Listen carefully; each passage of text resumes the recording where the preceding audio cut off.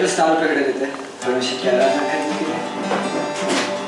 कितना अद्भुत है ना कि परमेश्वर ने हमें यहाँ पे सुरक्षित रखा है। यस यस, क्यों ना हम धन्यवाद देते हुए उसकी आराधना करते हुए इस समय ताली बजाते हुए उसकी धन्यवाद देते हैं।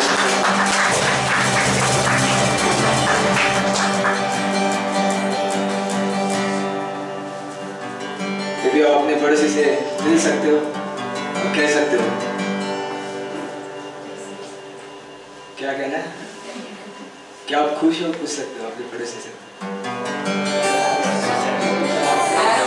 यस हम खुश हैं। आनंद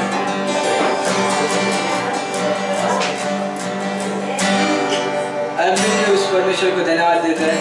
इस गीत को गाते हैं धन्यवाद यीशु का। किसको आता है? यस, मराठी आता है ना? अगर नहीं आता होगा तो ज्वाइन कीजिए। इसका मतलब है कि हम परमेश्वर को धन्यवाद दे रहे हैं ना सारी चीजों के लिए। धन्यवाद यीशु ला, धन्यवाद यीशु ला, धन्यवाद यीशु ला, धन्यवाद यीशु ला।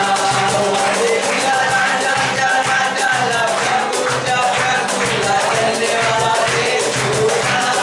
हालेलुया राजा राजा राजा प्रभु ला प्रभु ला, धन्यवाद यीशु ला, धन्यवाद यीशु ला, धन्यवाद यीशु ला, धन्यवाद यीशु ला, यीशु ला, धन्यवाद यीशु ला।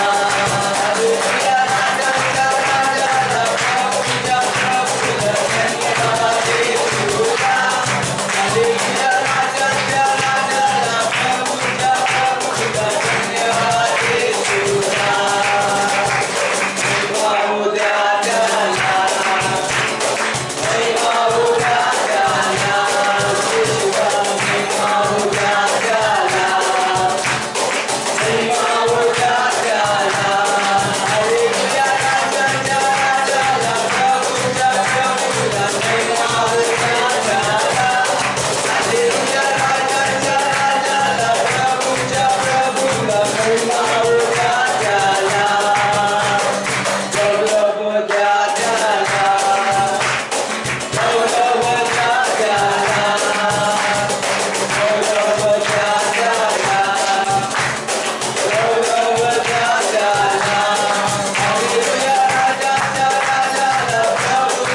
प्रभु ला, बाबू दादा ला। हालेलुया राजा राजा राजा प्रभु ला प्रभु ला, बाबू दादा ला।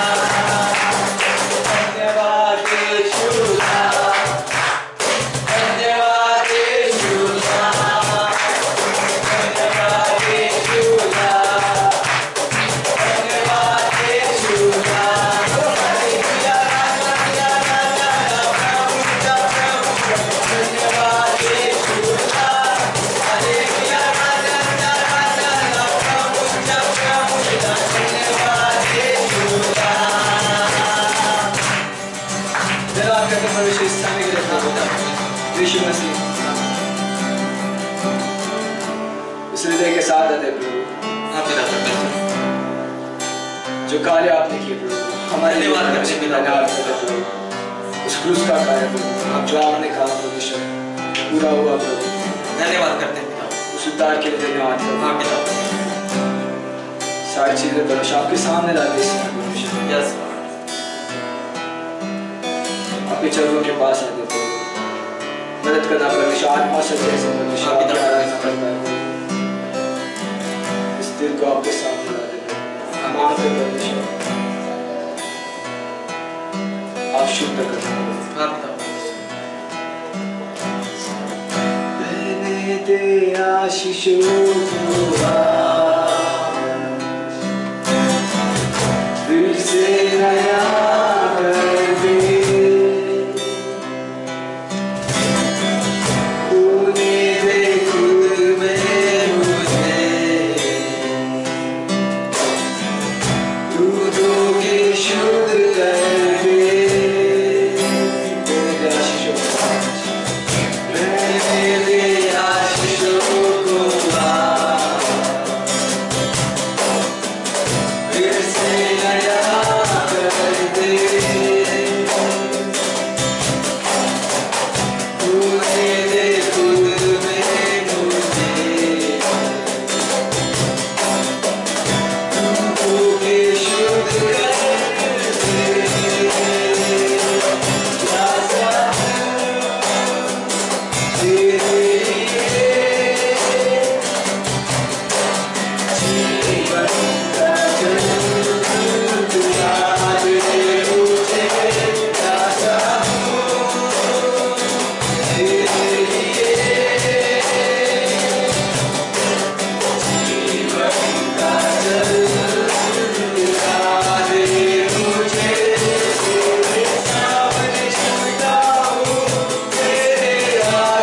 रोता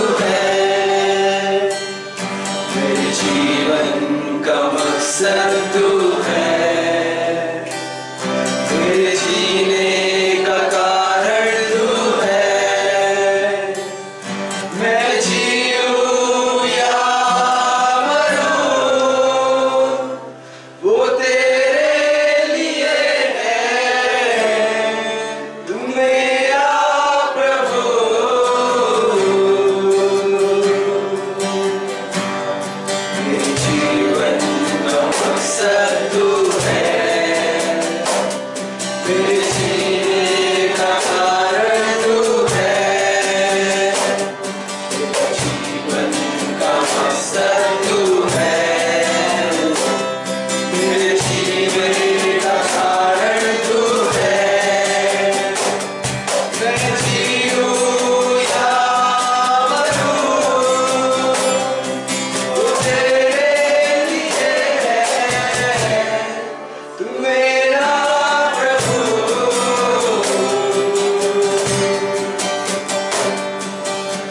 जुदा सब भूल कर मैं आगे थोड़ा चलूं, जो मेरे लिए बनेगा उसको मैं त्याग दूं। चाल प्रभु जुदा सब भूल कर मैं आगे थोड़ा चलूं, जो मेरे लिए बनेगा उसको मैं त्याग दूं। कि मैं पाऊँ तुझसे पुरस्कार, थोड़ा मैं जाऊँ, कि मैं पाऊँ तुझसे पुरस्कार, थोड़ा मैं जाऊँ, मैं जीऊँ या मरूँ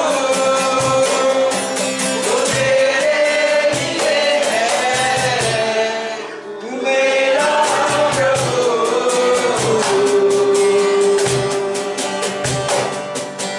मुझ पर हुई है कृपा, बेकार जान तू, जिसने मुझे है चुना, उसकी और मैं बढ़ूं।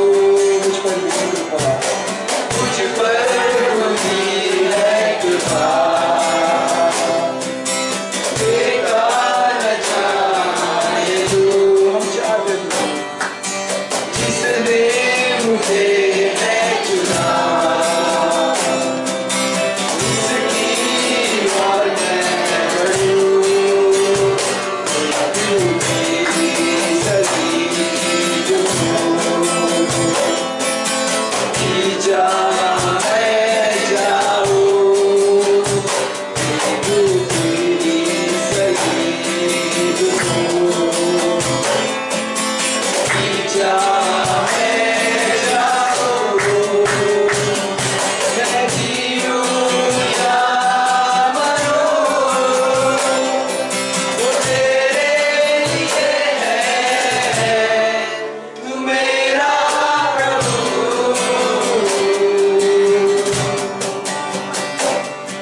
मैं जीऊँ या मरूँ वो तेरे लिए है, तू मेरा प्रभु।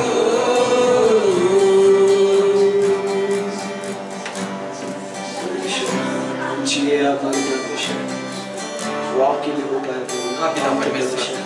जैसे पौलुस ने कहा प्रभु, मेरे जीना मसीह मरना लाभ है। हाँ पिता परमेश्वर। मांगते परमेश्वर, हृदय देना परमेश्वर, जो हर पल हर समय परमेश्वर आपकी महिमा करे प्रभु, हाँ पिता आपके नाम को ऊंचा उठाए परमेश्वर। धन्यवाद पिता। मांगते परमेश्वर, इस समय परमेश्वर इस भवन में प्रभु धन्यवाद करते प्रभु, जो आपने एकत्रित किया परमेश्वर हाँ पिता इस जगह पे। धन्यवाद करते हैं पिता।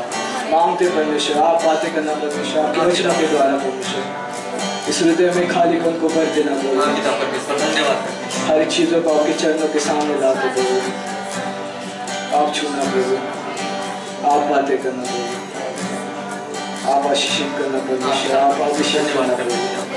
आगे का समय आपके हाथों में दे देते यस हैं। इस प्रार्थना को एक लोग पुत्र यीशु मसीह के नाम से हम मांगते हैं, आमीन। आमीन।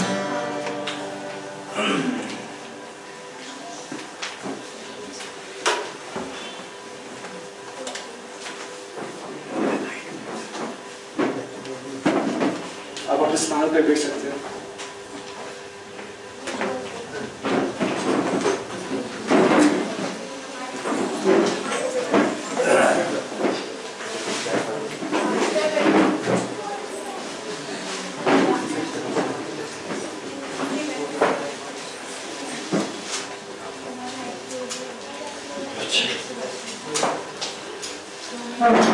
गुड इवनिंग, जय मसीह, हालेलुया। और जोर का बोल सकते हैं। ना परमेश्वर के लिए आप वस्तुतः जैसा को नाम पूछा कि आप क्या आनंदित है, तो आप क्या तैयार है आप परमेश्वर के वचन को सुनने के लिए? आज तो वचन सुनने से पहले ना जैसा अनाउंसमेंट है, तो हम कुछ अनाउंसमेंट है जल्द से चालू होगा। तो पहले बच्चे संडे स्कूल में जा सकते हैं, संडे स्कूल के बच्चे। और जैसे हम ना तो कुछ अनाउंसमेंट है, तो उसके पहले हम स्वागत करना चाहेंगे। जैसे हमारे बीच में कुछ नए चेहरे हैं, तो आप खड़े हो सकते हैं आपके स्थान में, तो हम आपका स्वागत करना चाहेंगे पहली बार जो है।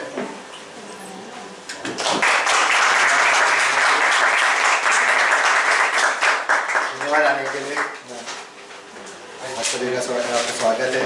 हर रविवार हम यहाँ पे मिलते हैं। ओके, सो दूसरा क्या, इस सप्ताह में ना 24 और 25 तारीख को हम मिशन ट्रिप जा रहे हैं। सो क्या सर, गुरुवार और शुक्रवार के दिन में। सो उस दिन क्या होता है, गुरुवार के दिन आउटरीच है ना, तो आउटरीच नहीं रहेगा उस दिन।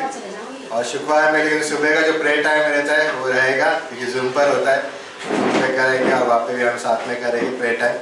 और शाम का जो शुक्रवार का क्लास है, डिसाइपलशिप क्लास, वो नहीं रहेगा ना। तो इसके लिए तो 24 और 25 2 दिन का तो आप प्रार्थना में रख सकते ना। वहाँ पे हम जा रहे हैं ना, परमेश्वर वहाँ पे मार्ग तैयार कर रहा है ना। सो और लोगों को परमेश्वर वहाँ पे हमें मिलाएगा, वहाँ आशा करना, विश्वास है ना, विश्वास है, क्योंकि परमेश्वर वचन जहाँ पे बोया जाता है ना, जैसा बाइबल में लिखा है कि वो वापस नहीं आता है ना, व्यर्थ ना, ऐसे ही वापस नहीं आता। जैसा पानी होता है तो बारिश होता है तो क्या होता है ना, वो फल उत्पन्न करता है बोने वाले के लिए, वैसे परमेश्वर वचन जब वहाँ पे जाएगा, विश्वास करते वहाँ पे परमेश्वर कार्य करेगा। सो प्रार्थना में रखिए ना, क्योंकि आप जो जा रहे हैं और जो यहाँ पर आप प्रार्थना करें, दोनों का हिस्सा, अद्भुत हिस्सा है ना। तो जाने वाले लोग के लिए वहाँ पे परमेश्वर का उपस्थिति, परमेश्वर का अद्भुत काम देख सके हम वहाँ पर, उसके लिए हम प्रार्थना कर सकते हैं ना। और अब अगले महीने कैंप रहेगा 17, 18 और 19। सो अगर आपने अभी तक नाम नहीं दिया है तो कृपया नाम दे दीजिए, ताकि हम ना जो कंफर्म कर सके आपका ना 50% पेमेंट के साथ में कर सकते हैं। 1845 रुपये है वहाँ का, और 300 रुपये बस चार्ज है। सो 2145 रुपये। सो अब बच्चों का जो 5 साल से 10 साल के बीच में कम है, आधा रेट है। 1845 का 900 समथिंग होगा, 940 920 रुपये ऐसा होगा। सो इतना ही अनाउंसमेंट है ना। हम प्रार्थना करते आने वाले संदेश के लिए। पिता परमेश्वर, धन्यवाद देते परमेश्वर दिन के लिए, समय के लिए धन्यवाद देते परमेश्वर। आपके हाथों में था के समय आप बातें करो परमेश्वर, आपके वचनों के द्वारा परमेश्वर हम मांगते धन्यवाद करते हैं। इस प्रार्थना यीशु मसीह के नाम से मांगते हैं, आमीन।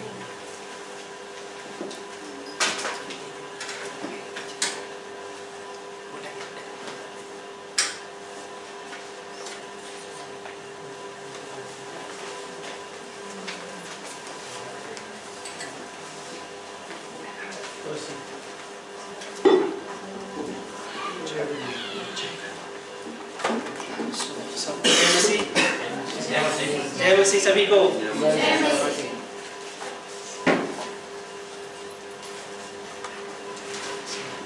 क्या आपने आराधना का आनंद उठाया? परमेश्वर के लिए तालियां बजा सकते हैं।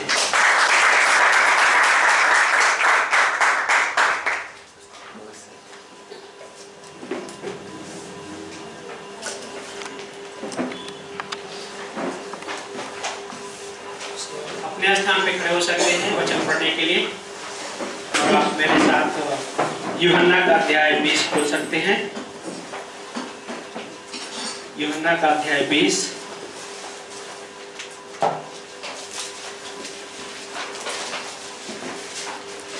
और वचन नंबर 24 से पढ़ेंगे हम।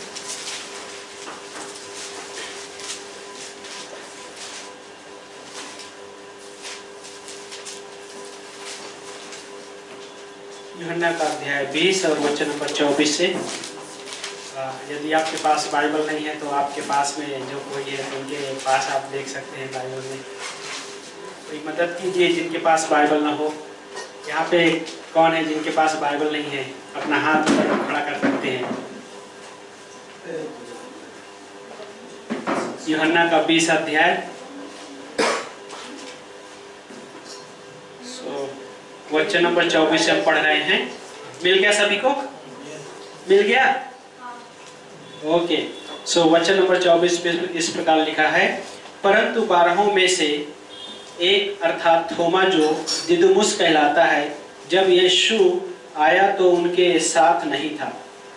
जब अन्य चेले उससे कहने लगे हमने प्रभु को देखा है, तो उसने उनसे कहा, जब तक मैं उसके हाथों में कीलों के चिन्ह न देख लूं और कीलों के छेद में अपनी उंगली न डालूं और उसके पंजर में अपना हाथ न डालूं, तब तक मैं विश्वास न करूंगा। 8 दिन के पश्चात उसके चेले फिर घर के भीतर थे और थोमा उनके साथ था। जब द्वार बंद थे तब यीशु आया और उनके मध्य खड़े होकर कहा, तुम्हें शांति मिले। तब उसने थोमा से कहा, अपनी उंगली यहाँ ला और मेरे हाथों को देख, अपना हाथ बढ़ाकर मेरे पंजर में डाल और अविश्वासी नहीं परंतु विश्वासी हो। थोमा ने उत्तर देते हुए उससे कहा, हे मेरे प्रभु, हे मेरे परमेश्वर। वचन नंबर 29 में यीशु ने उससे कहा, क्योंकि तूने मुझे देखा है, क्या इसलिए विश्वास कर किया है? धन्य है वे जिन्होंने मुझे नहीं देखा फिर भी विश्वास किया है। सो प्रार्थना करते हैं। प्यारे पिता परमेश्वर, धन्यवाद करते प्रभु जी, आपके नाम को ऊंचा उठाते परमेश्वर। इस शाम में, इस समय में प्रभु गॉड, हम आपसे मांग करते हैं परमेश्वर इस समय कि इन वचनों के द्वारा प्रभु हम सबसे बातें कीजिए प्रभु। हम आपसे मांग करते हैं परमेश्वर, इस भवन में हर एक व्यक्ति के लिए प्रभु यीशु मसीह हर एक के जीवन को प्रभु टच कीजिए और आशीषित कीजिए प्रभु। हर एक से बातें कीजिए प्रभु। राजाओं के राजा प्रभु हमारे उद्धारकर्ता परमेश्वर, आप महान परमेश्वर है प्रभु, और हर एक की जरूरतों को जानते हैं परमेश्वर। धन्यवाद करते हैं, आपकी महिमा होने पाए सारा चीज़ों के द्वारा। यीशु मसीह के नाम से प्रार्थना मांगते हैं, आमीन। बैठ सकते हैं आप लोग।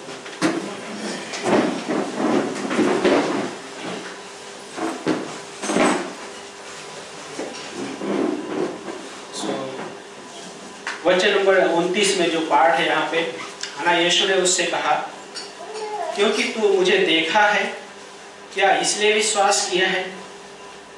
थोमा 12 चेले में से एक शिष्य जो थोमा है, जो कि इंडिया में आया हो, है ना, सबसे अद्भुत एक इस तरह से कहते हैं कि थोमा को उस जगह भेजा गया जो स्वयं ही बिना देखे विश्वास नहीं किया, तो थोमा को भी ऐसे जगह में भेजा गया जहाँ पे लोग बिना देखे विश्वास नहीं करते।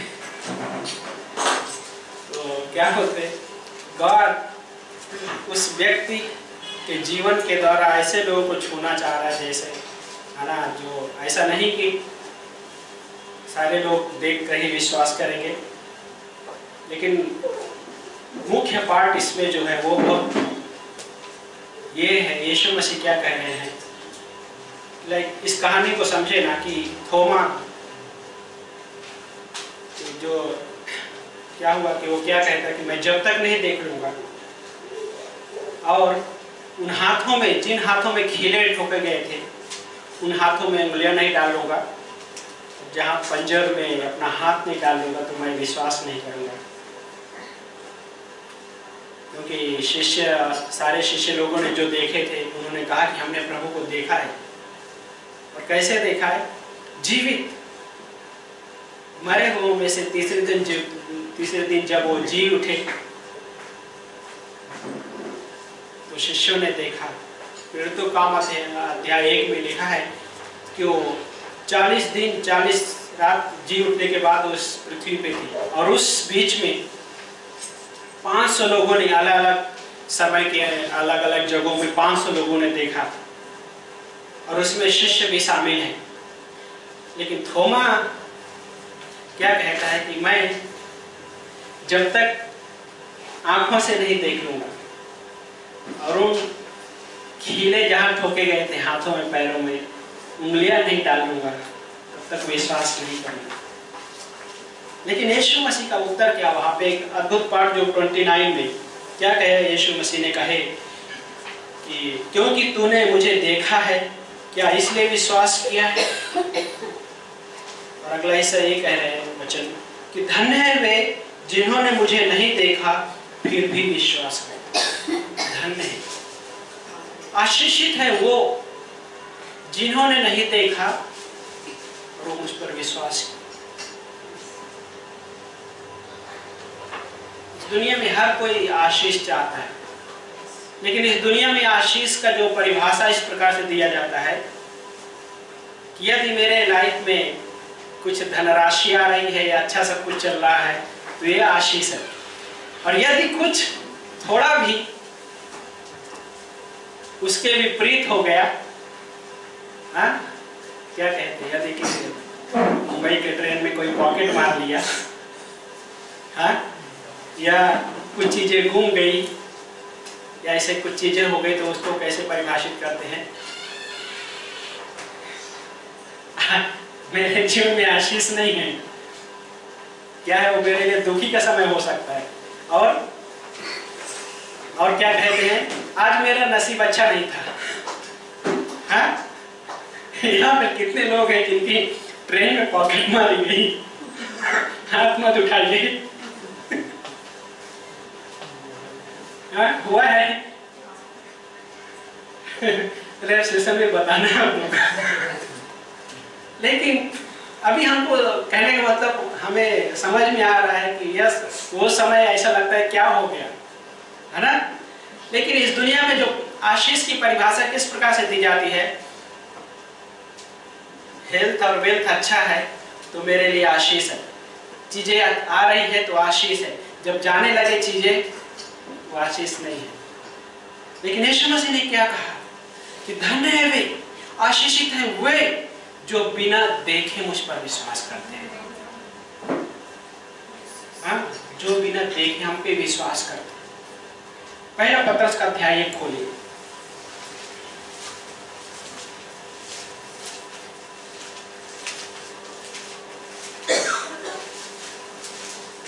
पहला पत्रस का अध्याय 1 और वचन नंबर एक्चुअली हम पढ़ेंगे 10 से पढ़ेंगे, लेकिन यहाँ पे इस प्रकार है 10वीं पंक्ति से, इसी उद्धार के विषय में उन नबियों ने सावधानी पूर्वक खोजबीन और जांच पड़ताल की, जिन्होंने उस अनुग्रह की जो तुम पर होने वाला था भविष्यवाणी की।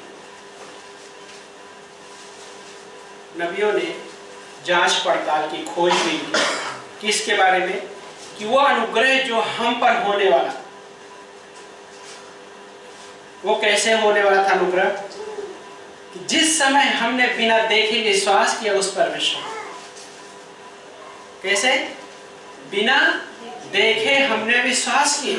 सिर्फ हमने ही नहीं, इस दुनिया का हर एक वो व्यक्ति जिसने प्रभु यीशु मसीह पर विश्वास किया, उसने उस क्षण में उद्धार पाया, अनंत जीवन पाया। और कैसे? वो अनुग्रह के द्वारा। और उस अनुग्रह के बारे में खोजबीन कर रहे हैं, जांच पड़ताल कर रहे थे। कौन? नबी लोग।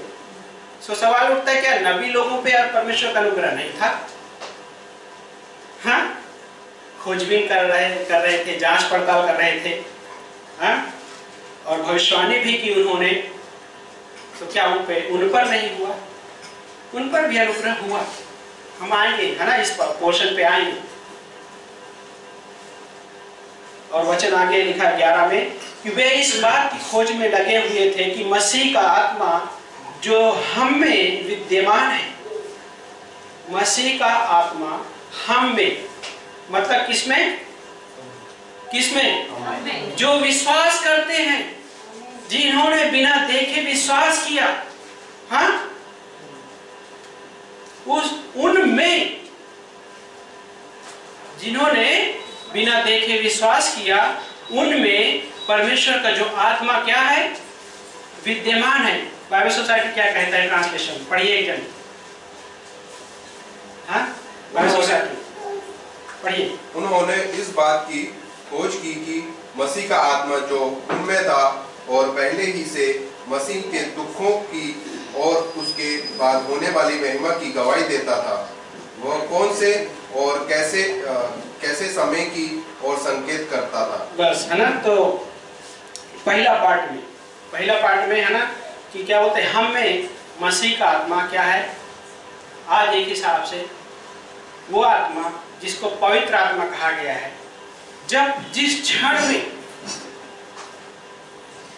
इस दुनिया में कोई भी व्यक्ति विश्वास किया, उस समय उसी क्षण में वो पवित्र आत्मा निवास स्थान बना लिया।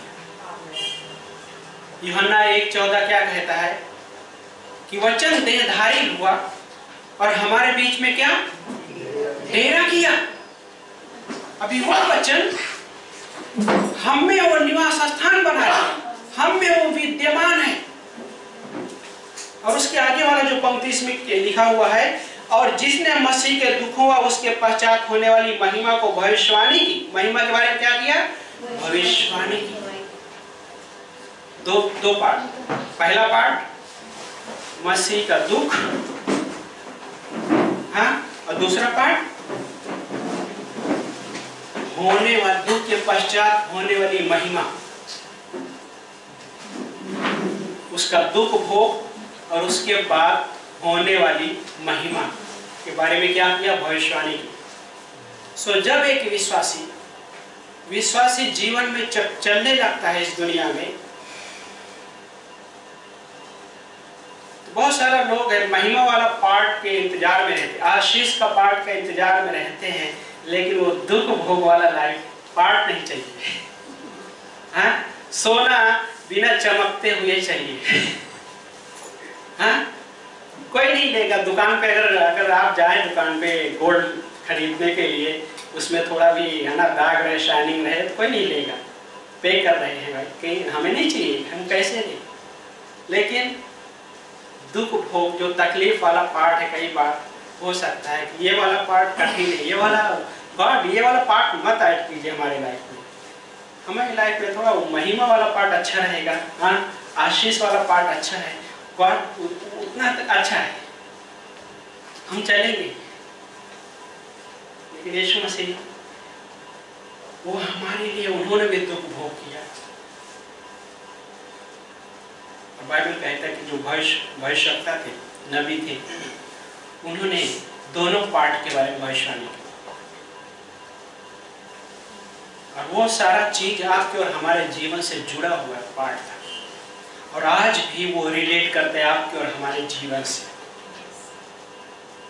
जब वो चीजें जब रिलेट करने लग जाती है, तो कई बार हम भी गॉड को सवाल करते हैं। सवाल करना कोई बुरा नहीं, लेकिन अनबिलीव करना वो सही नहीं है। थोमा ने अनबिलीव किया, क्योंकि वहां उस समय प्रभु यीशु मसीह शारीरिक रूप से थे। एक हिसाब से अगर देखा जाए, सोचा जाए, तो ऐसा लग रहा है थोमा के जगह पे अगर आप और हम भी होते, तो शायद उससे भी ज्यादा हम भी प्रश्न वही करते थे, उससे भी ज्यादा। सोचने जैसा पाठ होता है। ऐसा कैसे हो सकता है? अपने जीवन के पूरे हिस्से में हमने तो ऐसा कभी देखा नहीं, और ये आज ऐसा चीजें कैसे हो सकता है? लेकिन आगे उस पंक्ति में पढ़ते हैं क्या है, वचन नंबर 11 में, वो किस व्यक्ति या किस समय की ओर संकेत कर रहा है, किस व्यक्ति और किस समय की ओर संकेत कर रहा है? वो प्रभु यीशु मसीह के बारे में संकेत कर रहा है। हाँ? और क्रूस पे जो सारी चीजें हमारे लिए उस परमेश्वर ने किया उसकी ओर संकेत कर रहे हैं। जब प्रभु यीशु मसीह उस क्रूस पे थे 6 घंटे तक, वो 6 घंटे का जो दुख भोग था, जो दर्द था, जो आप और हमें योग्यता नहीं थी कि हम उसको सहन कर पाते, किसी में योग्यता नहीं थी। बाइबल में किसी एक भी व्यक्ति में वो योग्यता नहीं थी कि वो सहन कर पाते, लेकिन उस परमेश्वर ने हमारे लिए वो दुख भोग सहन किया। और आगे वचन नंबर 12 कहता है, उन पर यह प्रकट किया गया कि वे इन बातों में अपनी नहीं परंतु तुम्हारी सेवा करते थे, जिन बातों का समाचार अब तुम्हें उन लोगों के द्वारा मिला जिन्होंने स्वर्ग से भेजे गए पवित्र आत्मा की प्रेरणा से तुम्हें सुसमाचार सुनाया। और दिन स्वर्गदूत भी इन बातों को देखने की बड़ी लालसा करते थे। वाह, ये बात कि स्वर्गदूत भी उन बातों को देखने की लालसा करते थे जो आप और हम अनुभव आज आनंद उठा रहे हैं। ग्रेस, अनुग्रह के बारे में स्वर्गदूत भी लालसा करते थे। कैसे? सैद्धांतिक रूप से अगर देखा जाए, डॉक्ट्रिनल तौर पे, तो जब लूसीफर पाप किया,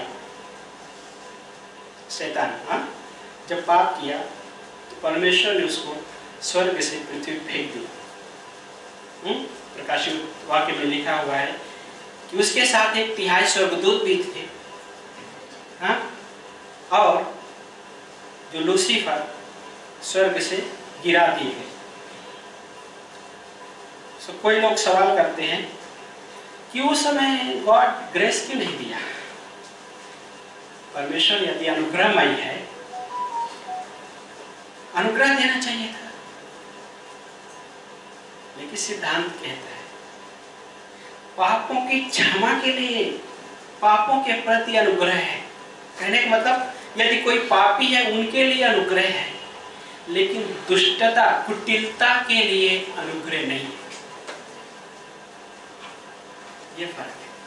तो शैतान ने क्या किया? वहां पे उसके मन में कुटिलता पाई गई, दुष्टता पाई गई, और वो दुष्टता जिसके लिए कोई बलिदान नहीं।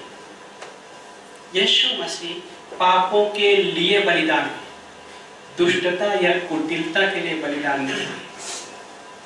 पापों के लिए वो दुख भोगा उन्होंने, दुष्टता और कुटिलता के लिए दुख नहीं भोगा।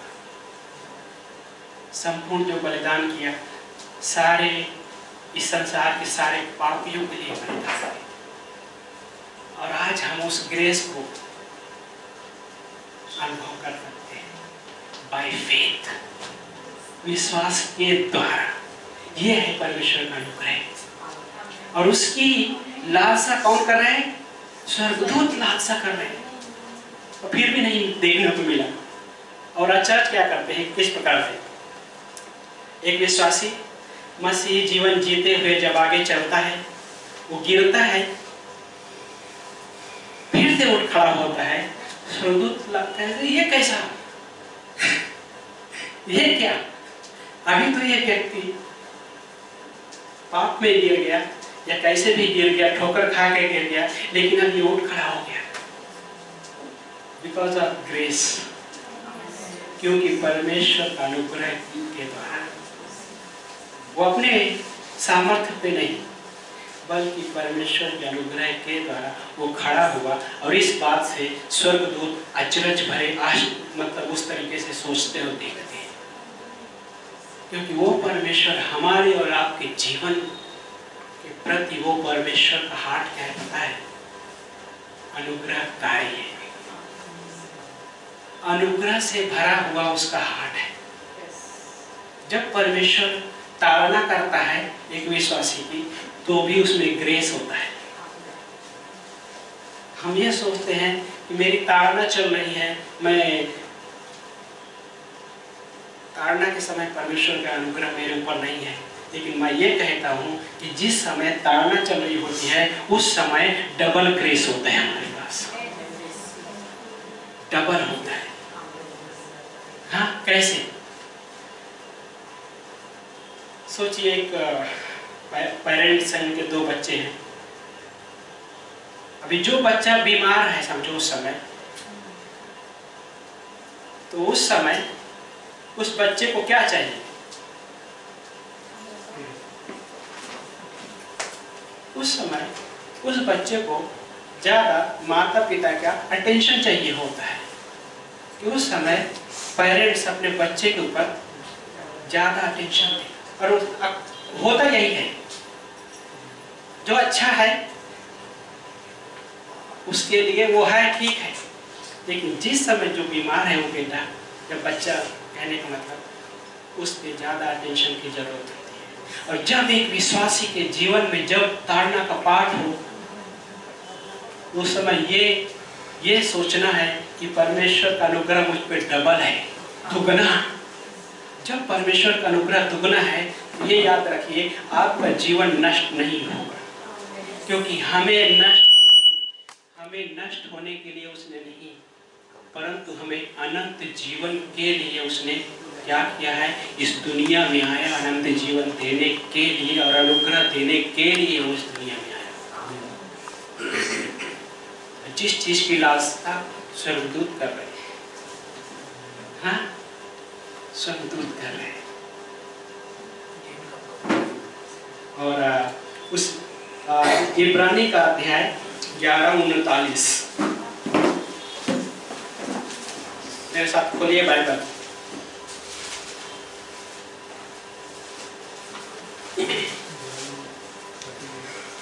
इब्रानी का 11 अध्याय वचन नंबर 39 मिल गया आप सभी को?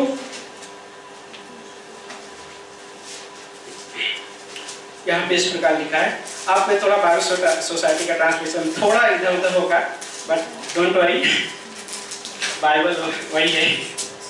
इस प्रकार लिखा है, यद्यपि विश्वास ही के कारण इन सब की अच्छी गवाही दी गई, फिर भी उन्होंने प्रतिज्ञा की हुई वस्तु को प्राप्त ना किया।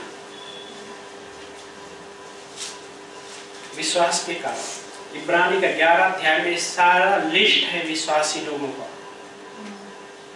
और क्या बोलता है कि विश्वास ही के कारण सबकी अच्छी गवाही दी गई।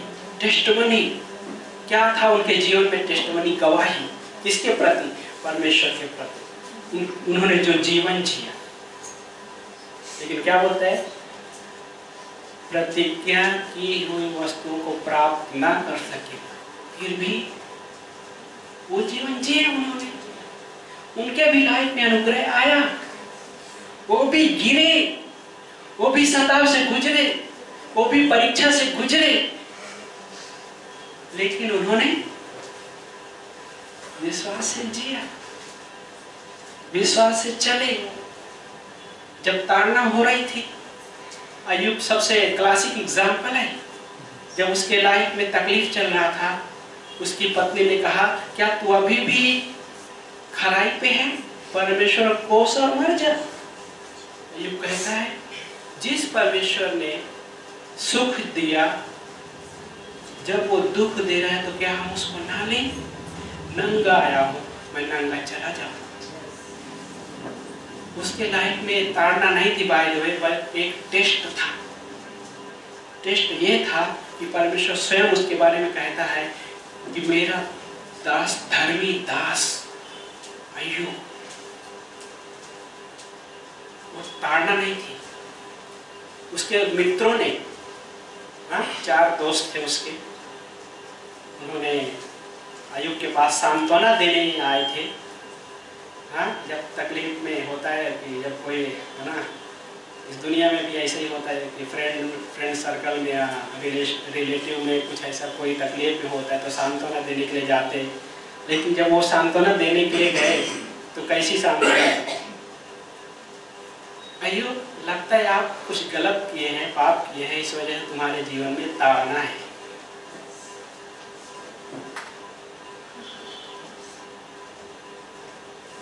अय्यूब भी उस समय बाद वो भी एकदम विचलित हो जाता है और कहता है कि यदि परमेश्वर आज मेरे सामने होता ना, उस कोर्ट के कटघरे में खड़ा करता और सवाल पूछता। कई बार होता है इस दुनिया में भी, विश्वासी भी कर सकता है सवाल, उसमें कोई बुरा नहीं है, लेकिन स्वयं केंद्रित हो जाए तो बुरा है। अविश्वास मन से जीवन जीने लगे वो बुरा है। प्रश्न पूछना कोई बुरा नहीं है। उस परमेश्वर से हम बात कर सकते हैं, उस परमेश्वर से प्रश्न पूछना कोई बुरा नहीं है। वो परमेश्वर हमारी सुनता है। सिर्फ प्रार्थना ही नहीं सुनता, जब आप और हम उसे प्रश्न करते हैं तो भी वो सुनता है। अय्यूब अपने उस जीवन से गया, फिर भी बीच में थोड़ा डगमगाया, लेकिन वो विश्वास में खरा उतरा। लेकिन अपने दोस्तों के बारे में कहता है, क्या अंडे में की सफेदी में कोई स्वाद होता है? क्या अंडे की सफेदी में कोई स्वाद होता है? एग्जाम्पल दे रहा है। और वैसे ही कहने का मतलब ये था, अय्यूब को अभी स्वाद चाहिए था कि लाइक तकलीफ में जा रहा है, सांत्वना देने वाला वो पार्ट चाहिए था, बल्कि यहाँ पे ऐसा पार्ट मिल रहा है उसको, ऐसे सांत्वना मिल रही है, अय्यूब तुमने शायद पाप किया रहेगा, इस वजह से चीजें मिल रही है। इसलिए सैद्धांतिक रूप से डॉक्ट्रिनल रूप से जब एक विश्वासी कठिन परिस्थितियों में जाए तो एक दूसरे का कभी मजाक नहीं उड़ाना है। क्यों? क्योंकि परमेश्वर का अनुग्रह उसके लिए भी है। हर एक दास अपने मालिक के सामने गिरता है और उठता है। हर एक दास, परमेश्वर उस व्यक्ति के जीवन में कब अनुग्रह देगा, कब वो खड़ा हो जाएगा, हम और आप पूरी तरह से उसको नहीं समझ सकते। लेकिन हमें एक विश्वासी होने के नाते उसकी मजाक नहीं उड़ाते हुए, बल्कि उसके लिए प्रार्थना करने की जरूरत है, ताकि वो भी खड़ा हो सके। क्योंकि वो परमेश्वर जब चाहता है खड़ा करने के लिए, तो एक विश्वासी फिर कौन होता है उस पर दोष लगाने वाला। हमें इवन उस व्यक्ति को हमारे और आपकी उस समय प्रार्थना की जरूरत है।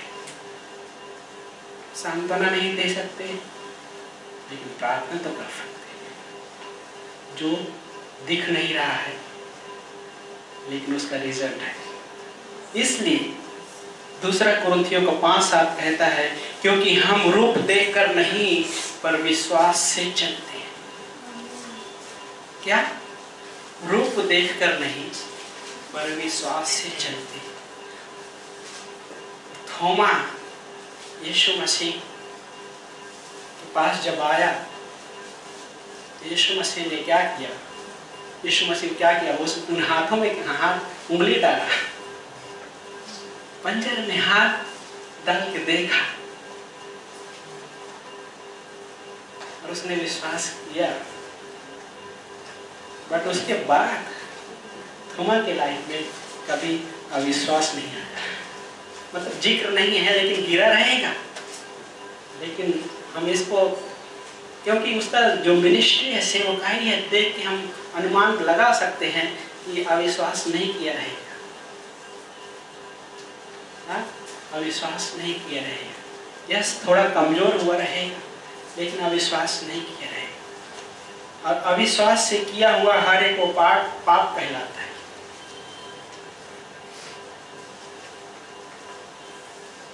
लेकिन परमेश्वर ने हमारे लिए, हम सब मसीहियों के लिए वो रखा है, वो पार्ट रखा है जिस चीज़ों के लिए नबी भी इंतजार कर रहे थे, स्वर्गदूत भी इंतजार कर रहे थे, लाशा कर रहे थे, लेकिन उनको देखने को नहीं मिला। अभी न्यायों की किताब में आ सकते हैं, न्यायों का अध्याय 7, पुराने नियम में है ना, नई मुंबई के क्या बोलते हैं वो कोर्ट में नहीं है वो पुस्तक, बाइबल में ही है।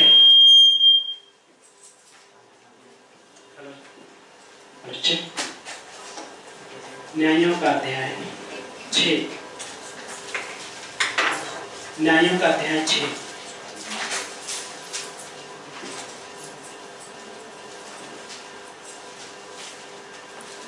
पहुंच गया आप सब लोग?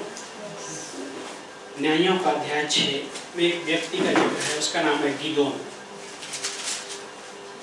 और गिदोन उस समय में ऐसा व्यक्ति है, क्योंकि उस समय में ऐसा था, मिद्यानी जो दुश्मन थे इजरायली के, मिद्यानी लोग क्या करते थे, जब इजरायली लोग जब कुछ भी खेती बाड़ी कुछ भी करते थे तो मिद्यानी लोग आके वो सारे चीज़ों को नष्ट करके लूटपाट करके चले जाते थे। तो गिदोन क्या कर रहा है, एक ऐसे जगह में गेहूं, हिंदी में क्या बोलते हैं, गेहूं को साफ करना, हाँ, हवा में ऊपर से गिराते हैं और हवा के साथ में भूसी उड़ जाती है, हाँ, गेहूं एक तरफ रह जाता है। तो गेहूं आई थिंक वो अनाज निकाल रहा था, दाना निकाल रहा था। कहाँ पे? खेत में नहीं, खलिहान में भी नहीं था, गुफा या तराई के पार्ट में था, खाई के पार्ट में, जहाँ पे हवा इतना लगी पता नहीं। ये इसलिए कि वो डरा हुआ था, कहने का मतलब, और छुप कर, लेकिन परमेश्वर उसको दर्शन दे, यहोवा का दूत उससे बातें कर। जब बातें करते, यहाँ पे आगे लिखा हुआ है,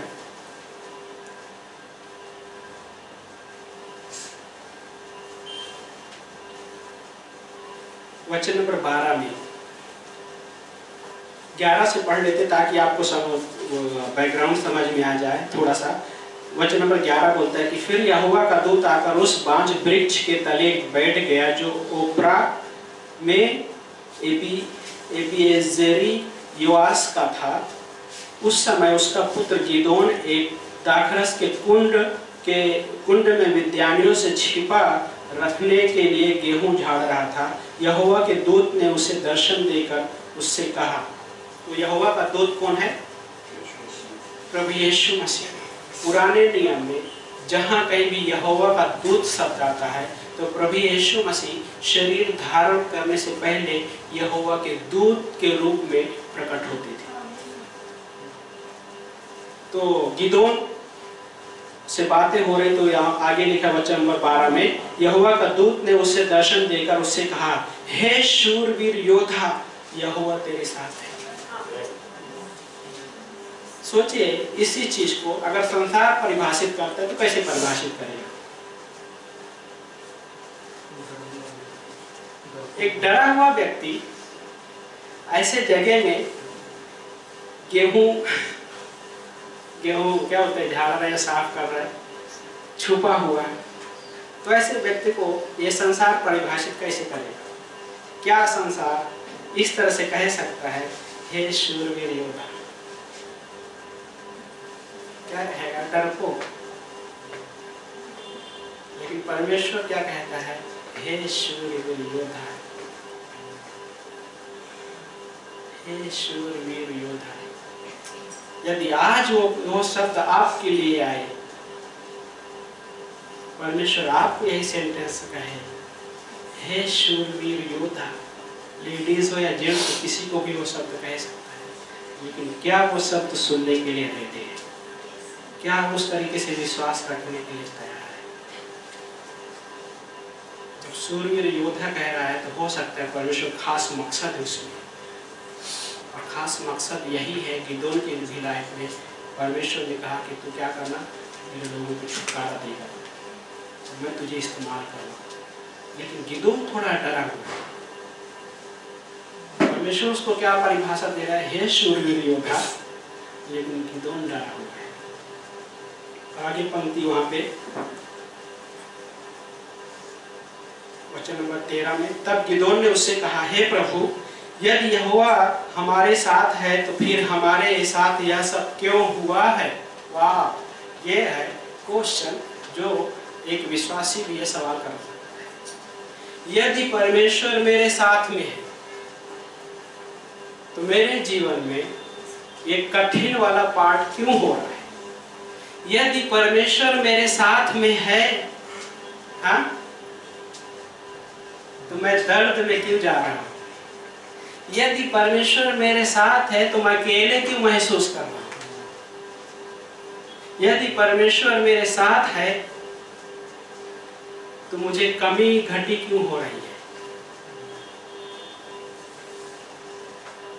हाँ, गिदोन ने वही सवाल किया, यदि यहोवा परमेश्वर हमारे साथ है तो हमारे साथ ये क्यों हो रहा है? देन आगे पंक्ति क्या कहती है, तब यहोवा, वचन नंबर 13 में, ओके, हाँ, और वे आश्चर्य कर्म कहाँ हैं जिनका वर्णन हमारे पूर्वज कहकर करते थे। ओ, कोई आपको इंकरेज कर रहा हो कि परमेश्वर को विश्वास रखो, परमेश्वर आपके जीवन में कार्य करने वाला है। परमेश्वर ने इस दुनिया के इतिहास में जब प्रभु यीशु मसीह पृथ्वी पे थे, उसके पहले भी जब पृथ्वी पे थे और उनका स्वर्गारोहण हो गया, उसके बाद भी बहुत सारे लोगों के जीवन में आश्चर्य कर्म हुए। लेकिन ये पाठ हो सकता है, क्या हो सकता है? इस वचन में जो चीजें लिखी है, और वे आश्चर्य कर्म कहाँ हैं जिनकी चर्चा पुरानिये करते थे, पूर्वज करते थे। सवाल, ओके, ये सवाल है, एक जो स्वाभाविक व्यक्ति के पास भी ये सवाल हो सकते हैं, यदि वो परमेश्वर आश्चर्य कर्म करने वाला है तो मेरे जीवन में क्यों आश्चर्य कर्म नहीं हो रहा है? हाँ, क्यों नहीं हो रहा है मेरे जीवन में भी? ये सवाल है। सो सवाल कहाँ से आ रहा है? कई बार हमें समझने की जरूरत है, एक विश्वासी होने के नाते हमें समझने की जरूरत है कि ये सवाल कहाँ से आ रहे हैं। वो सवाल हो सकता है, संभव है कि शैतान की ओर से भी आए,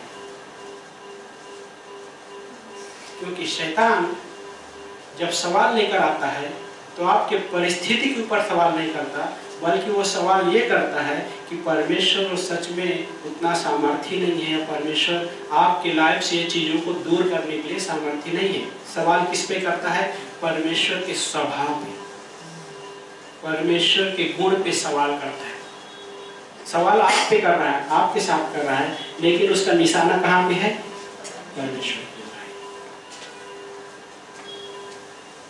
लेकिन आगे इस स्टोरी में इस प्रकार लिखा है, ज़्यादा न पढ़ते हुए वचन नंबर 17 में बोलता है, अतः गिदोन ने उससे कहा, यदि तेरी दृष्टि में अब मैंने अनुग्रह पाया है तो मुझे कोई चिन्ह दिखा कि तू ही मुझसे बातें कर रहा है।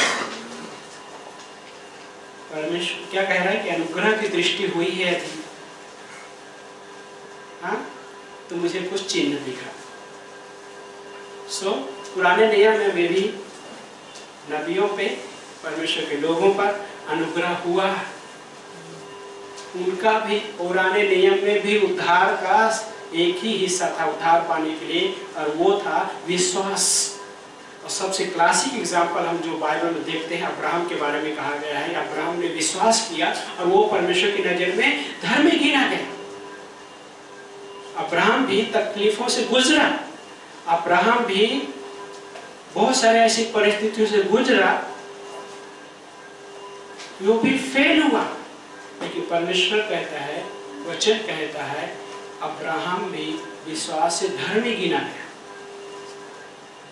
और इस पंक्ति, इस हिस्से में, है ना, पूरे पूरा पढ़ने कहने का मतलब कि पूरा मैं नहीं पढ़ रहा हूँ, लेकिन इस हिस्से में गिदोन परमेश्वर के लिए भोजन भी लेकर आता है, हाँ, भोजन खुद से बनाते हैं। गिदोन की वाइफ है कि नहीं पता नहीं, शादीशुदा रहेगा, हाँ, जिक्र नहीं है, वो आप लोग ढूंढना। गिदोन खाना बनाता है और परमेश्वर के पास लेकर आता है, परमेश्वर उसको स्वीकार करते हैं। तो कैसे स्वीकार करते हैं, वो बहुत अद्भुत पाठ है। क्या बोलता है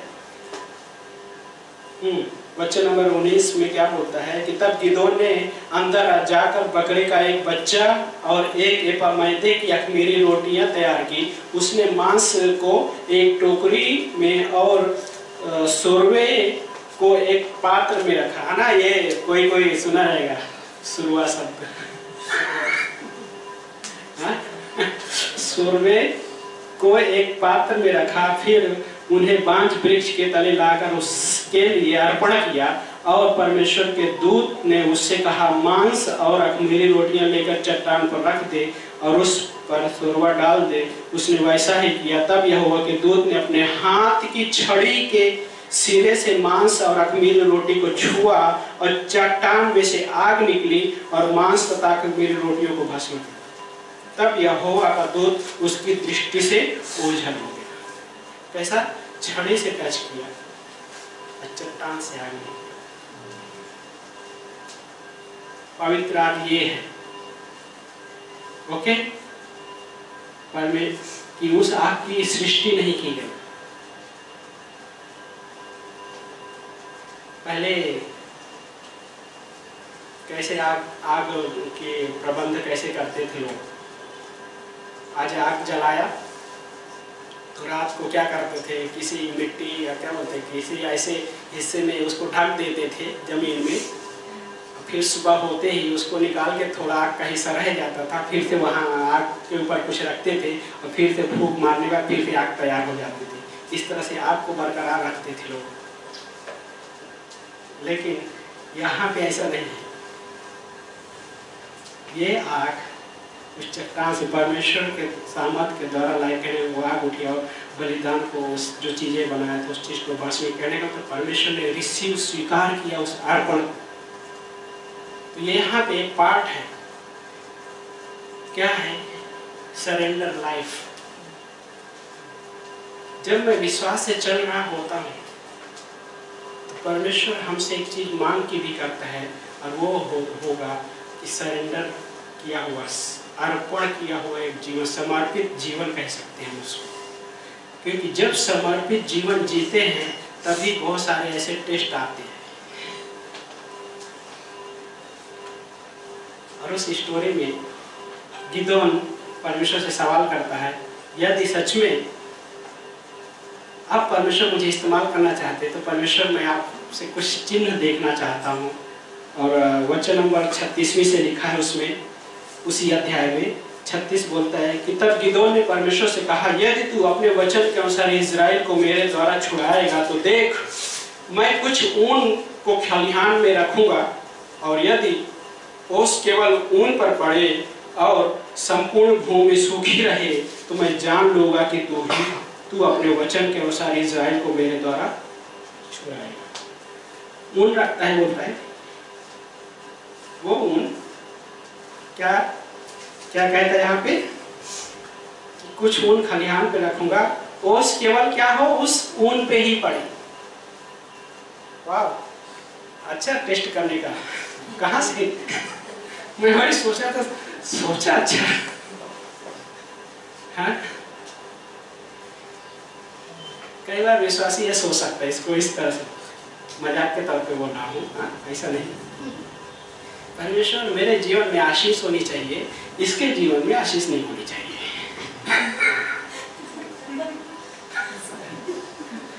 मेरा पड़ोसी मुझे बार बार दुख देता है, हाँ?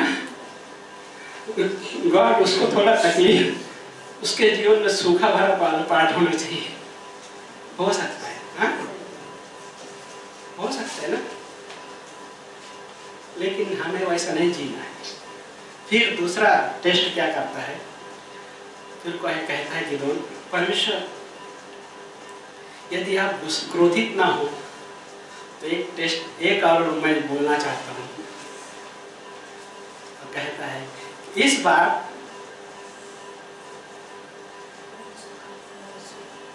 क्या होना चाहिए? उल्टा, उसके विपरीत। सिर्फ ऊन सूखा होना चाहिए और पूरा जमीन गीली होनी चाहिए। तो मैं जान जाऊंगा कि आप मेरे द्वारा परमेश्वर इजराइलियों को छुटकारा देने वाले हैं। और ये वाला पार्ट हो सकता है विश्वासी बोले परमेश्वर, हाँ गॉड आप सारे लोगों को आशीष करना,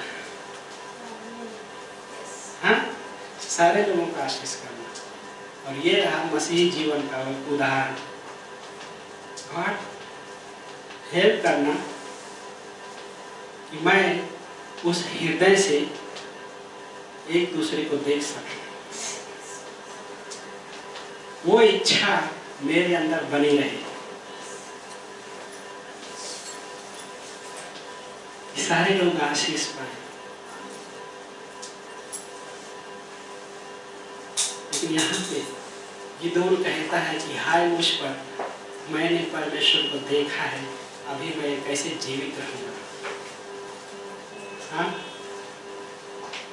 वही थोमा ने नहीं कहा। थोमा कहता है कि मैं जब तक देख नहीं लूंगा तब तक विश्वास नहीं करूंगा। गिदोन कहता है हाय मुझ पर, मैंने यहोवा परमेश्वर को देखा है, अभी मैं कैसे जीवित रहूंगा।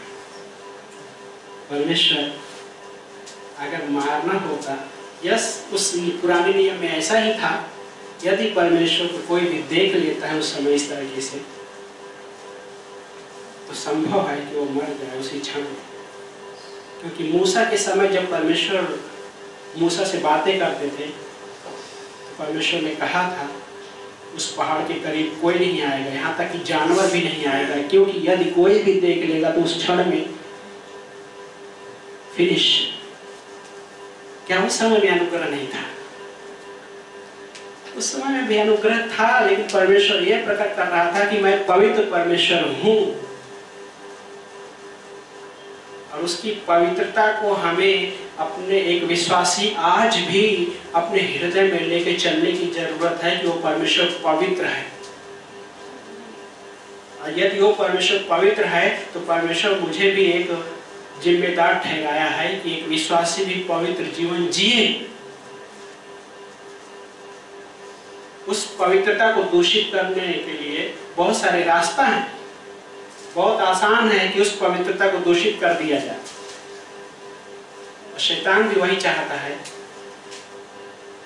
कि विश्वासी उस पवित्रता को ध्यान में न रखते हुए वो चीजें करे जो मैं चाहता हूँ, शैतान चाहता है जो।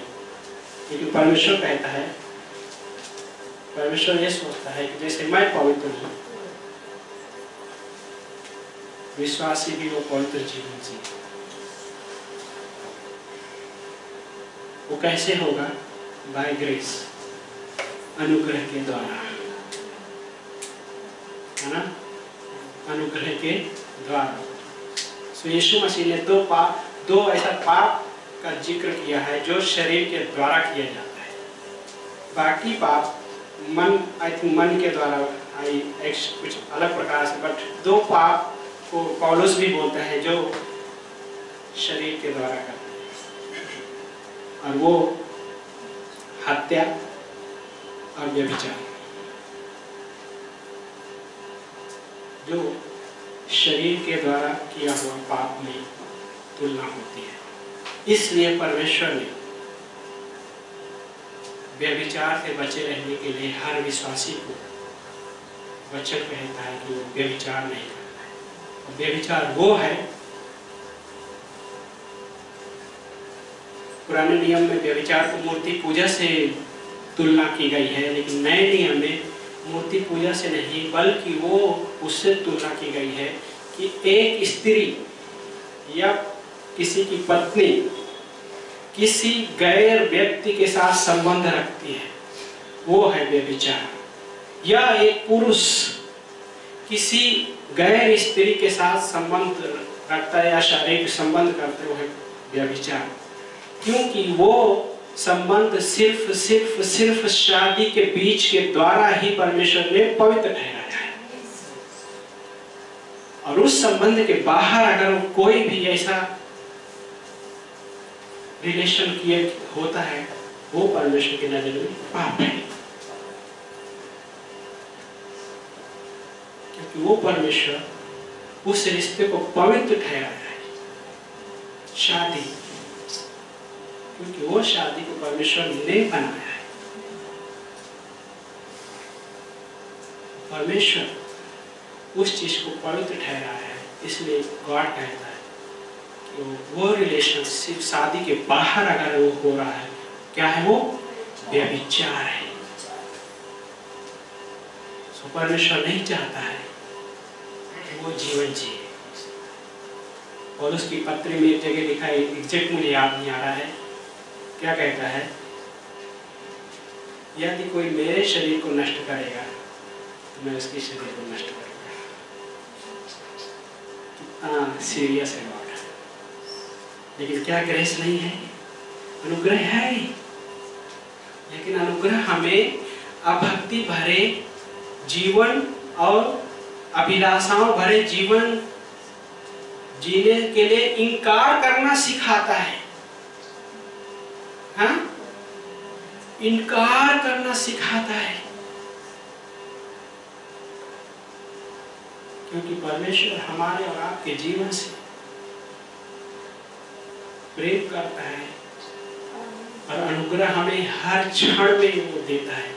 आप कहेंगे हर घंटे नहीं, हर क्षण में वो अनुग्रह है परमेश्वर का आप और हमारे लिए। एवरी सेकेंड, एवरी मोमेंट कह सकते हैं परमेश्वर का अनुग्रह हमारे लिए है। लेकिन उस चीज के लिए स्वर्गदूत लालसा करते थे और उस चीज को नहीं दे पाए। लेकिन परमेश्वर ने हमारे और आपके जीवन में वो चीजें रखी है कि हम उन चीजों को आनंद उठाते हुए जी, आनंद उठाते हुए। थोमा अपने जीवन में बात है, उन हाथों में उंगली डाला, पंजर में हाथ डाल के जब देख लिया तो विश्वास किया, लेकिन उसके बाद वो आनंद का जिंदगी जिया, आनंद का जीवन जिया उसने। लेकिन एक हमारे और आपके लिए एक पार्ट परमेश्वर ने रखा है। क्या रखा है? आशीषित है वो व्यक्ति जो बिना देखे विश्वास करे।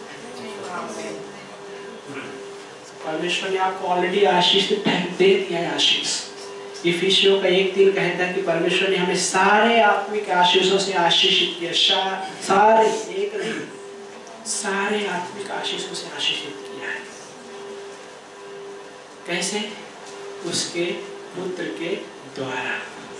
और यदि आज हम उसके पुत्र में विश्वास किए हैं, लेकिन विश्वास रखते हुए जब हम जीवन जी रहे हैं, तो परमेश्वर हमें उन आशीषों का अनुभव कराएगा, उसके ग्रेस का अनुभव कराएगा। ये जब हम तकलीफों में हैं तो भी उसका डबल ग्रेस हमारे लिए है। जब हम ट्रायल्स में हैं तो भी परमेश्वर का डबल अनुग्रह हमारे लिए है।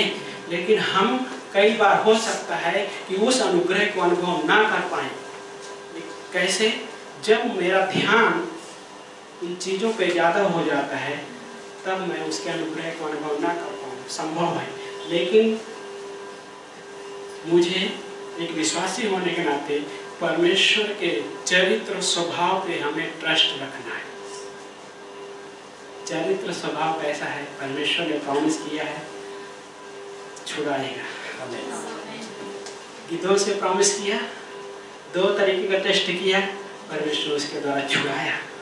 सो क्या परमेश्वर आप और हमारे जीवन में उन परिस्थितियों, हालातों या टेस्ट कहा जाए, परीक्षा कहा जाए, क्या उन चीज़ों से नहीं छुड़ाएगा? छुड़ाएगा। और बहुत सारी चीज़ों से उसे छुड़ाया भी है। आमीन। आइए प्रार्थना करते हैं। प्रभु जी धन्यवाद करते हैं, परमेश्वर आपको महिमा देते हैं। प्यारे पिता, आपको हम आपकी आराधना करते हैं। वो हमारे उद्धारकर्ता प्रभु यीशु, धन्यवाद करते हैं वचनों के लिए जो आपने रखा है। धन्यवाद करते हैं आपके विश्वास योग्यता के लिए। धन्यवाद करते हैं प्रभु यीशु मसीह आपके प्रेम के लिए। धन्यवाद करते हैं यीशु मसीह आपके अनुग्रह के लिए। परमेश्वर की जब हम कमजोर होते हैं तो भी आपका अनुग्रह हमारे लिए होता है, वो भी डबल अनुग्रह हमारे लिए होता है। परमेश्वर धन्यवाद करते हैं, वो राजाओं के राजा प्रभु के प्रभु। धन्यवाद करते हैं हमारे उद्धारकर्ता परमेश्वर मसीह, विश्वास के कर्ता परमेश्वर आप हैं। हमारे सृजनहार परमेश्वर आप हैं। धन्यवाद करते हैं। इस भवन में आए हुए हर एक व्यक्ति को प्रभु हम आपके हाथों में सौंपते हैं। हर एक के जीवन को प्रभु यीशु मसीह आशीषित कीजिए। हर एक के जीवन में परमेश्वर आप मजबूती लेकर आइए आपके वचनों के द्वारा प्रभु, स्थिरता लेकर आइए प्रभु आपके वचनों के द्वारा परमेश्वर। इस समय प्रभु हो सकता है कोई तकलीफ से जा रहा हो सकता है कोई ऐसे बंधनों में जकड़ा हो जो मुश्किल है, लेकिन यीशु मसीह हम मांगते समय कि प्रभु आप उन्हें उन बंधनों से आजाद कीजिए प्रभु यीशु मसीह। यस लॉर्ड, आपकी महिमा करते समय प्रभु आपको उपस्थिति इस भवन में है परमेश्वर, आपकी उपस्थिति के द्वारा प्रभु यीशु मसीह उनके जीवन को टच कीजिए परमेश्वर। यस लॉर्ड, आज हो सकता है कोई प्रेयर अपने हृदय में एक मांग करते हुए आया है आज आपके भवन में प्रभु आपकी उपस्थिति में प्रभु आप उसे खाली हाथ मत भेजना प्रभु यीशु मसीह। धन्यवाद करते हैं प्रभु यीशु मसीह, राजाओं के राजा हम धन्यवाद करते हैं, धन्यवाद करते हैं। इस समय मैं आपको एक इन्विटेशन देना चाहता हूँ।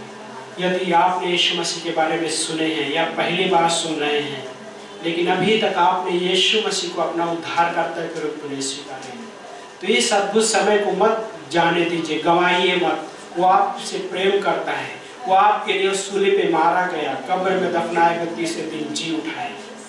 वो आपके जीवन में बहुत सारी चीज़ों से छुटकारा देना चाहते हैं। यदि नहीं स्वीकारे हैं उसे अभी तक उद्धारकर्ता के रूप में, तो आप मेरे पीछे एक छोटी सी प्रार्थना करते हुए आप उसे उद्धारकर्ता स्वीकार कर सकते हैं। अपने दिल में कहिए, मेरे पीछे दोहरा सकते हैं इस प्रार्थना को। हे परमेश्वर, प्रभु यीशु हम धन्यवाद देते हैं आज के दिन के लिए। प्रभु यीशु, हम आपके नाम में अपने पापों से क्षमा मांगते हैं। प्रभु यीशु, हम आपके नाम में विश्वास करते हैं। प्रभु यीशु, हम ये विश्वास करते हैं कि आप मेरे पापों के लिए क्रूस पे मारे गए, कब्र में दफनाए गए, तीसरे दिन जी उठे। इस संदेश पर विश्वास करता हूँ या विश्वास करती हूँ। प्रभु यीशु, मैं आपको अपना उद्धारकर्ता के रूप में स्वीकारता हूँ या स्वीकारती हूँ यीशु के नाम से, आमीन।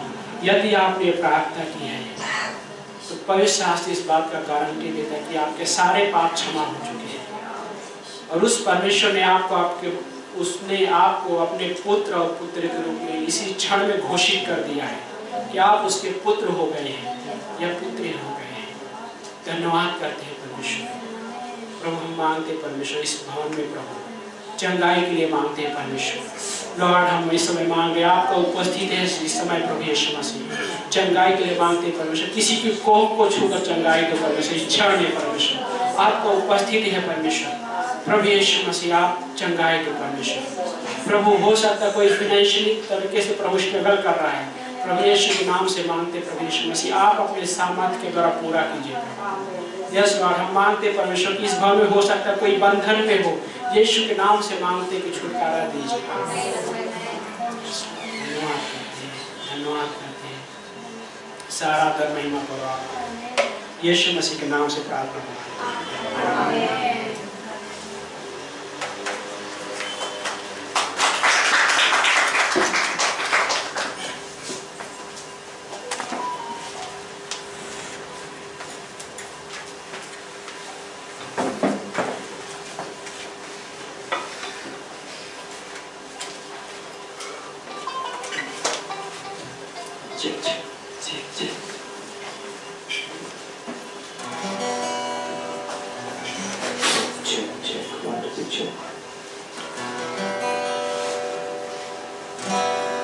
ये ऑफरिंग सॉन्ग है।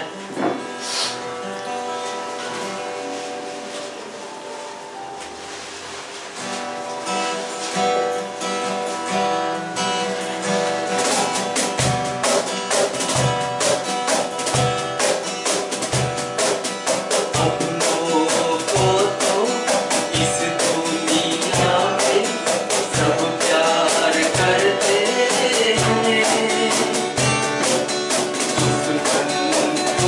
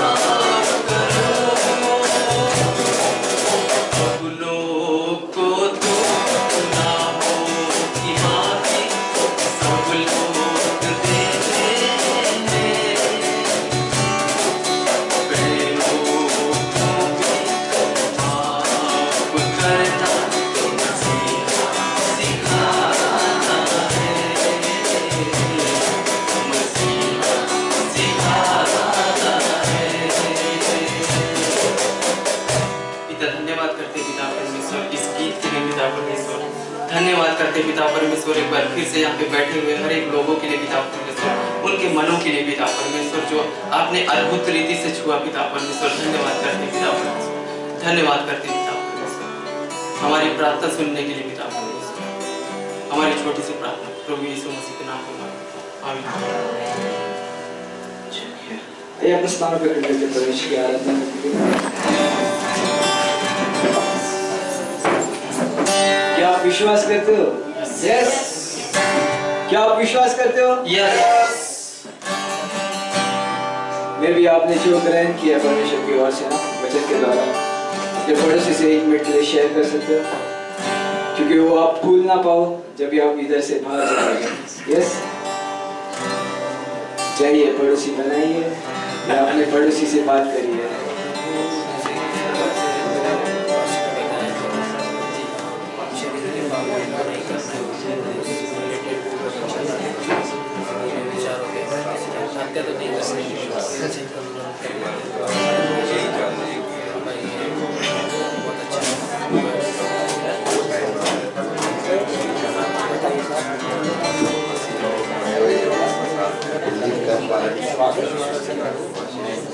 सवाल कर सकते हैं वो सभी आदमी सवाल, लेकिन अविश्वास नहीं करता।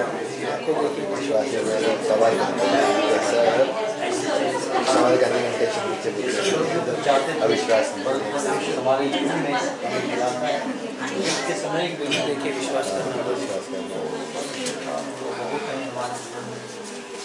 सबके जीवन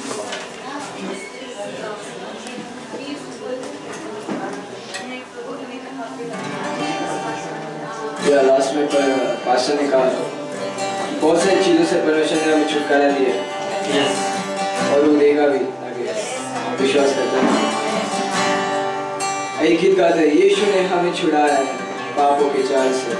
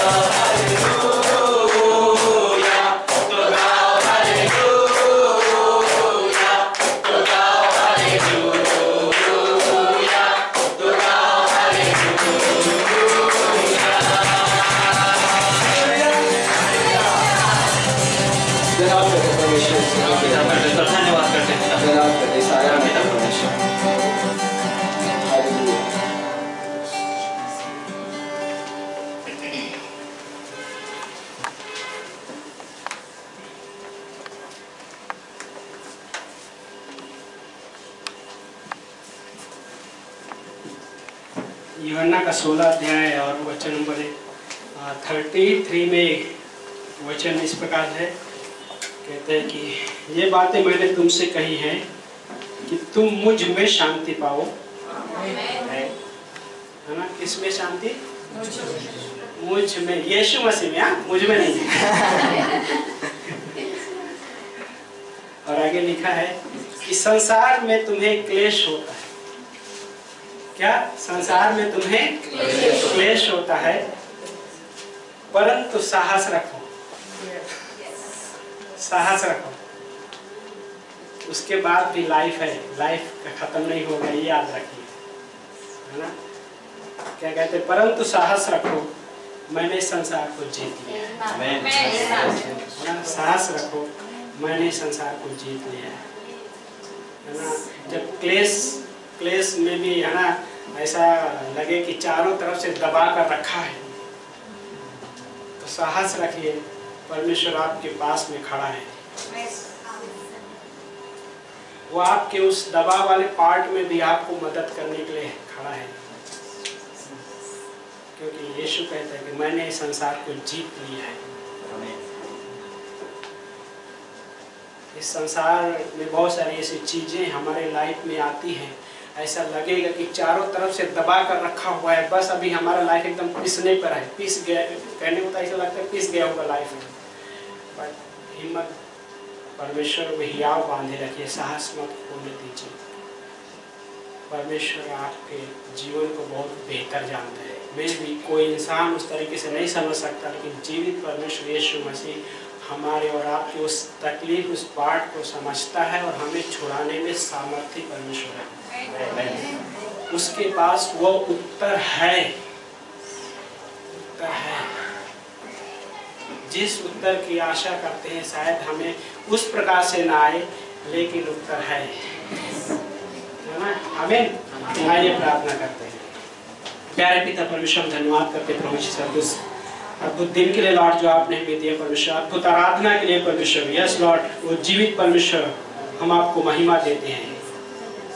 इस भवन में आए हुए हर एक व्यक्ति को प्रभु हम आपके चरणों में सौंपते हैं परमेश्वर। वो उस अपने अनुग्रह के वचन के द्वारा परमेश्वर हर किसी को प्रभु मजबूत करना प्रभु, और हर किसी को परमेश्वर उस अनुग्रह के वचन के द्वारा प्रभु यीशु मसीह सुरक्षा देना प्रभु। हो सकता है किसी के लाइफ में ऐसा क्लेश वाला पार्ट समझ लग रहा है, तो यीशु आप उसके उस पार्ट से छुटकारा देना परमेश्वर। धन्यवाद करते प्रभु यीशु। हाँ प्रभु, हम मानते पूरे हफ्ते में प्रभु सुरक्षा देना, मदद करना हर एक जन को प्रभु। यस लॉर्ड, प्रभु मदद करना प्रभु यीशु मसीह, हर एक के ऑफिस, जॉब, हर एक के घर में प्रभु यीशु मसीह, हर एक के रिलेशन में परमेश्वर। हमारी प्रार्थना को धन्यवाद करते हैं परमेश्वर। यस लॉर्ड, आपकी इच्छा पूरी होने पाए, यीशु मसीह के नाम से प्रार्थना मांगते हैं। एक